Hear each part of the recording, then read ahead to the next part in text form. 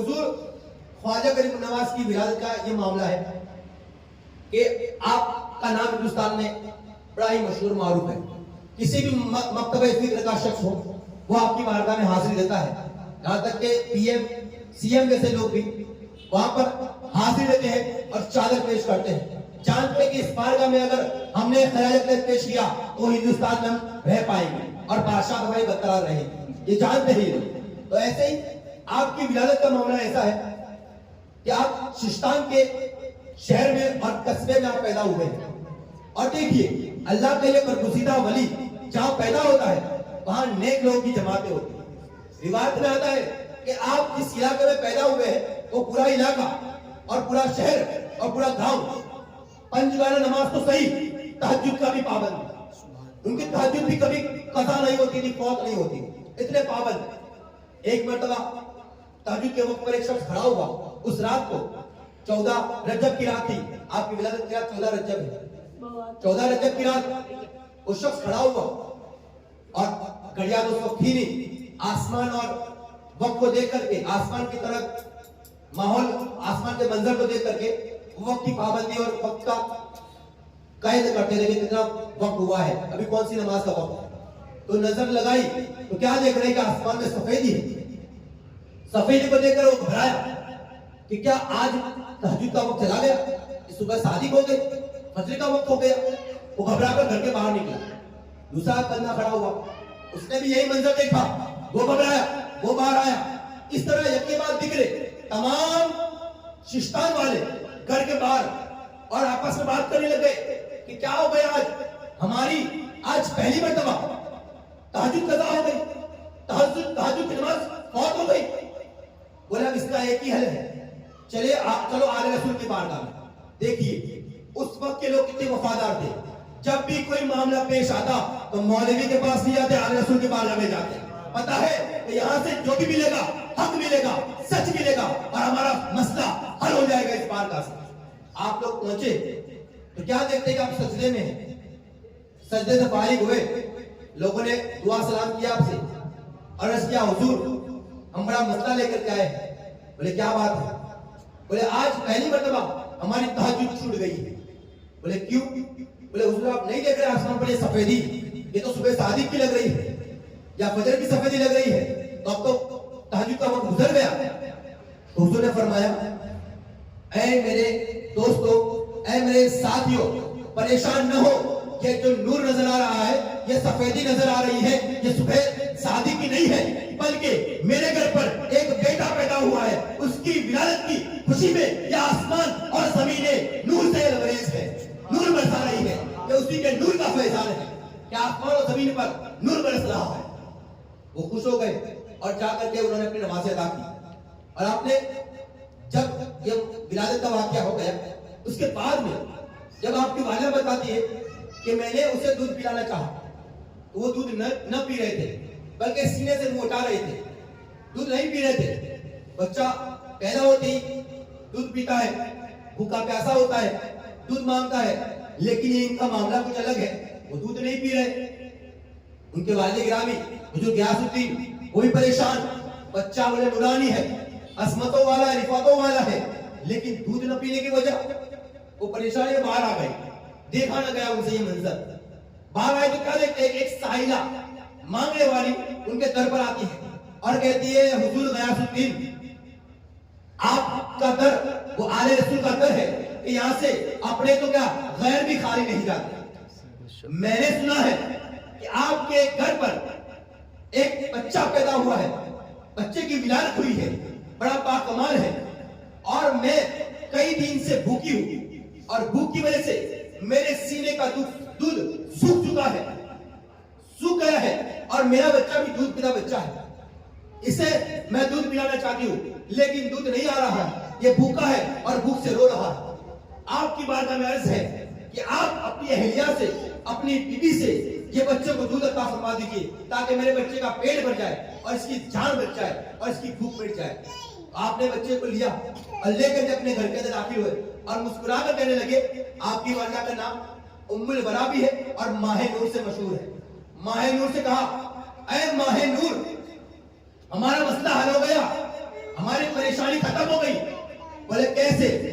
बोले हमारा बेटा ये गरीब नवाज है, हमारा बेटा ये गरीब नवाज है।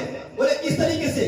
बोले हमारे घर के बाहर एक मांगने वाली अपने दूध पीते बच्चे को लेकर खड़ी थी और वो दूध की तलब में थी कि अगर दूध मिल जाए तो मेरे बच्चे की प्यास बुझ जाए, भूख मिट जाए, इसलिए मेरा बेटा हसन गरीब नवाज ये दूध नहीं पी रहा है कि जब उसके घर पर कोई मांगने वाला गरीब आया हो और ये गरीब नवाज उसकी गरीब नवाजी ना करे।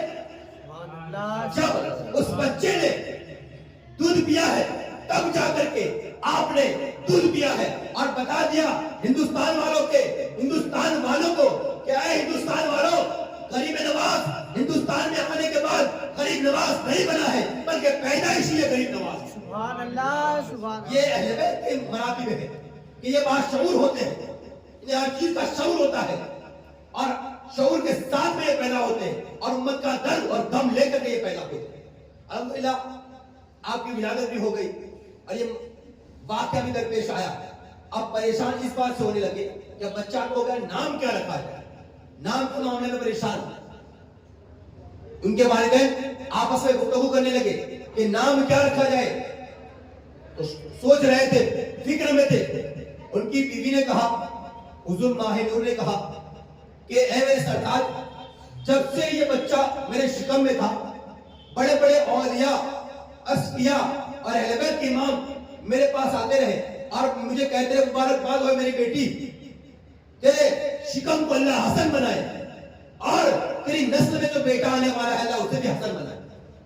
तो उन्होंने ये सुना तो उनके वालिद ने कहा कि क्या बात है, जब इतनी मुबारकबाद इन्हें मिल गई है और हसन कहकर इन्हें बुजुर्गों ने और इमामों ने पुकारा है, तो आज से इनका नाम हम भी हसन रख देते हैं।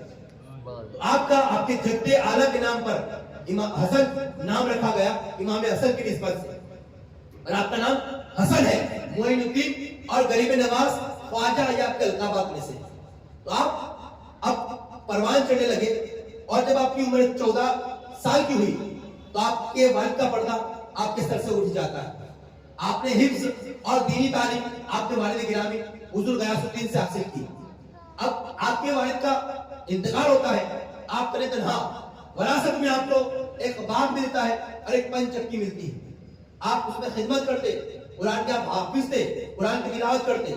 आप कुरान की जब तिलावत करते तो आपके बाग का काम अपने आप होने लग जाता, पत्ता जमीन पर गिरने से पहले उठा लिया जाता, पानी बागों में सैराब कर दिया जाता, फल अपने आप पके हुए चुन लिए जाते और तमाम निजाम बाग का अपने आप हो रहा था। आपने एक दिन देखा, 2 दिन देखा, 3 दिन देखा, फिर अपनी नफ्स की तरफ मुतवज्जा हुए और सवाल किया, आए हसन क्या बात है, ये कौन लोग हैं जो तेरा काम कर रहे हैं, तुझे दिखाई भी नहीं दे रहे? तो आप खड़े हुए और बाग में जाते हैं और कहते हैं मेरे दोस्तों, दोस्त से चेहरा नहीं छुपाया जाता, आप बताइए कौन लोग? तो वो 4 अशखास जाहिर हुए जो जिन्नाओं में से थे, जिन्नातों के बादशाह थे, और उनसे मुलाकात हुई और कहा कि हुजूर हम आपकी खिदमत गुजार हैं, आज हमारे पास कुछ भी ना हो लेकिन हम डराते फिरते हैं कि हमसे पंगा न लेना, हमारे पास जिन्नात है, मौकिल है, हम तुम्हें तबाह बर्बाद कर देंगे। लेकिन वो जिन्नातों की बादशाही के बावजूद भी किसी पर भी इस तरीके से रोक नहीं जाते थे, बल्कि शफकत और रहमत और मोहब्बत से पेश आते। और आपका मामला आगे बढ़ा। एक मर्तबा आपके बाप में एक फकीर आते हैं जिनका इब्राहिम नाम था, वो आए और कहने लगे, ऐ बच्चे मैं भूखा और प्यासा हूं, कुछ खाने को मिल जाए तो अल्लाह तुम पर करम और रहम फरमाए। उन्होंने बाग में से अच्छे अंगूर लिए और धो करके उनकी बारगाह में पेश कर दिए, साफ करके उनको खिलाने लगे, उनको देने लगे। जब वो अंगूर देने लगे तब उस फकीर ने, बाबा ने कहा, ऐ बच्चे तुम्हारा नाम क्या है और तुम्हारा खानदान क्या है? तो उस बच्चे ने कहा कि मेरा नाम हसन है और मेरा खानदान सारा का खानदान है, यानी कि माँ हसनी है और बाप हुसैनी है। जब ये बात सुनी तो उस फकीर ने अपनी झोली से एक आधी रोटी का टुकड़ा निकाला और पेश किया, बोले मेरी आज तलाश खत्म हो गई। उन्होंने कहा कि क्या बात है, मैं कुछ समझा नहीं। तो उस वक्त उन्होंने कहा فقیر نے کہ میں جب نکلا تو میرے مرشد نے کہا تھا کہ یہ ایک روٹی تم رکھو، آدھی روٹی سے پوری زندگی تم گزارا کرنا، اور باقی آدھی روٹی ایک بچہ تمہیں ملے گا، اس کا نام حسن ہوگا اور خاندان سے وہ سعادت ہو، اسے یہ آدھی روٹی کا ٹکڑا عطا فرما دینا۔ انہوں نے روٹی کا ٹکڑا لیا، بولے یہ کیا ہے، اس کا کیا کروں؟ بولے یہ تو تم جانو اور وہ دینے والا جانے۔ تو بولے کیا اسے میں کھا لوں؟ بولے ہاں ابھی آپ کھا لیجیے۔ جیسے اس آدھی روٹی کے ٹکڑے کو آپ نے کھایا، آپ کی دل کی دنیا بدل جاتی ہے، دل کی کیفیت بدل جاتی ہے، اور دنیا سے بے رغبتی ہو جاتی ہے، دنیا سے آپ کنارہ کر لیتے ہیں اور آپ پیرے مرشد کی تلاش میں نکل جاتے ہیں، اور آپ نیشاپور پہنچتے ہیں۔ وہاں پر آپ کے پیر مرشد خواجہ عثمان ہربری سے آپ کی ملاقات ہوتی ہے، اور شرف لقاء فرماتے ہیں، اور شرف بیعت ہو کر کے آپ پھر ہندوستان کے لیے روانہ ہوتے ہیں۔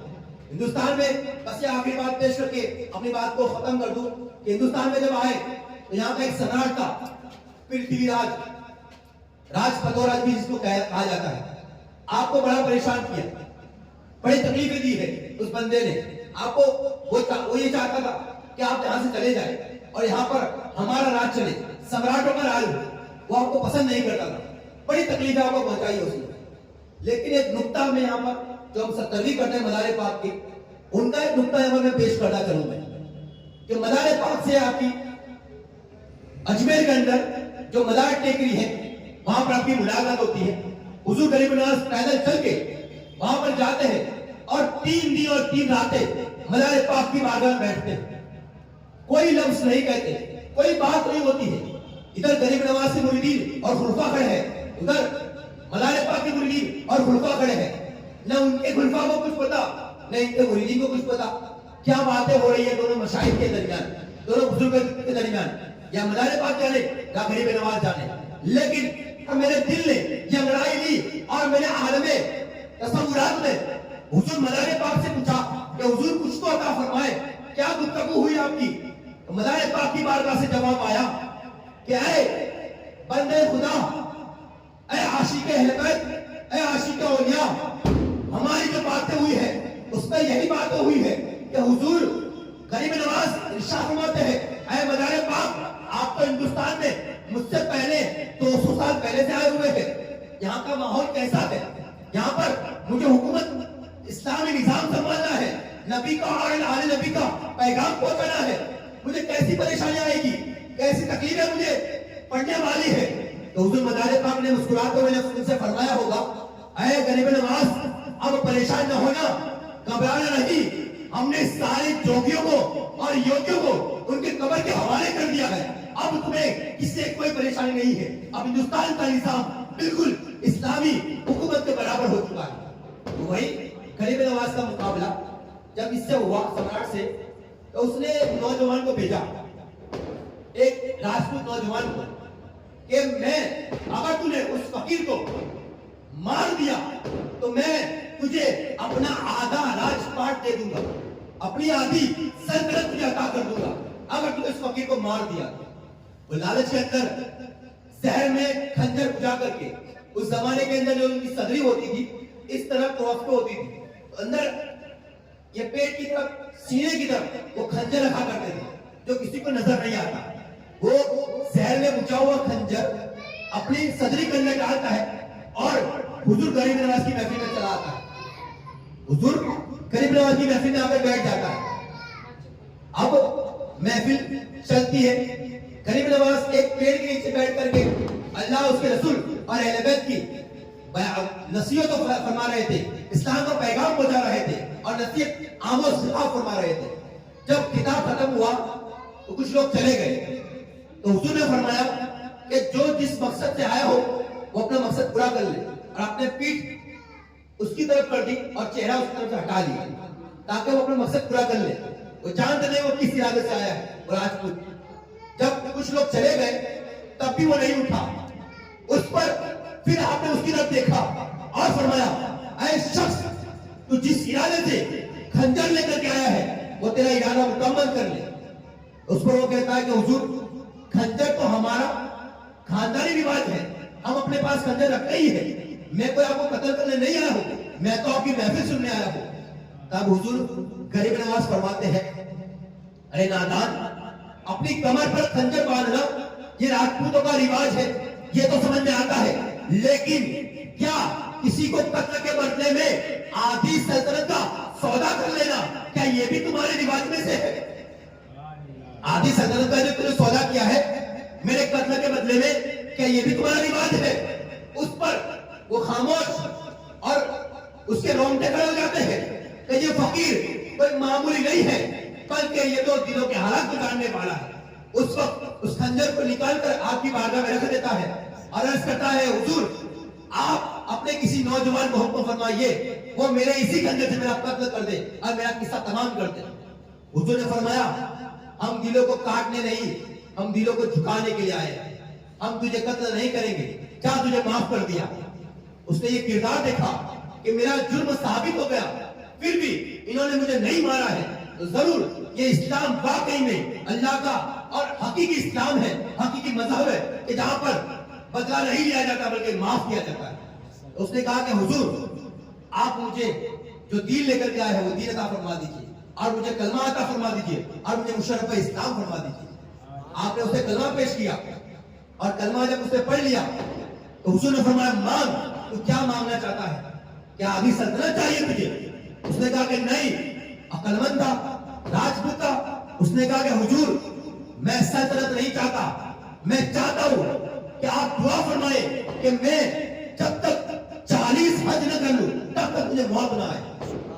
अक्लमंद देखो, सिर्फ 40 हज नहीं मांगे उसने, लंबी उम्र भी मांग ली कि हज साल में एक ही बार होता है, तो जितने हज उतनी उम्र। और आगे कहता है कि सिर्फ 40 हज ही नहीं चाहिए, बल्कि जब 40वां हज हो और जब हज मुकम्मल हो जाए तो मैं वहां से वापस ना आऊं, बल्कि वहां पर जन्नतुल बाकी के अंदर मेरा मदफन हो जाए, वहीं पर मेरी तुरबत बन जाए, वहीं पर मेरा मदफन हो, वहीं पर मेरी कब्र बने।